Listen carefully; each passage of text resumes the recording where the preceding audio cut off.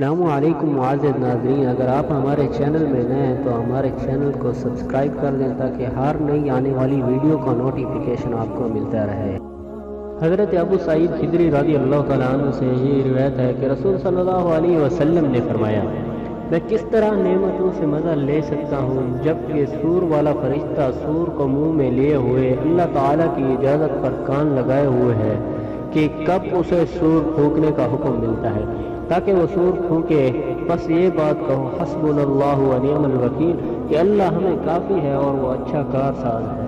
دوسری حدیث یہ ہے کہ حضرت ابو ہریرہ رضی اللہ تعالیٰ عنہ سے روایت ہے کہ رسول صلی اللہ علیہ وسلم نے فرمایا، جو آدمی ڈرا وہ منہ اندھیرے نکل گیا، جو منہ اندھیرے نکلا وہ منزل پر پہنچ گیا۔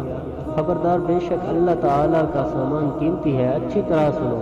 اللہ تعالیٰ کا سامان جنت ہے۔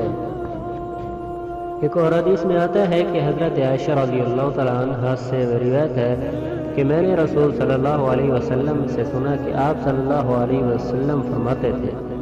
لوگ قیامت کے دن ننگے پاؤں بے ختنہ ننگے جسم اٹھائے جائیں گے۔ میں نے عرض کیا، یا رسول اللہ صلی اللہ علیہ وسلم، کیا مرد عورتیں سب ننگے ہوں گے اور ایک دوسرے کو دیکھیں گے؟ ارشاد فرمایا، اے عائشہ، قیامت کا معاملہ اس سے بہت زیادہ سخت ہے کہ کوئی اس بات کا ارادہ بھی کرے، اور ایک روایت میں ہے کہ معاملہ اس سے بہت بڑھ کر ہوگا کہ کوئی ایک دوسرے کو دیکھنے کی جرات نہیں کرے۔ اللہ تعالیٰ نے ارشاد فرمایا، اے پیغمبر فرما دیں، اے میرے وہ بندو جنہوں نے اپنے نفسوں پر زیادتی کی،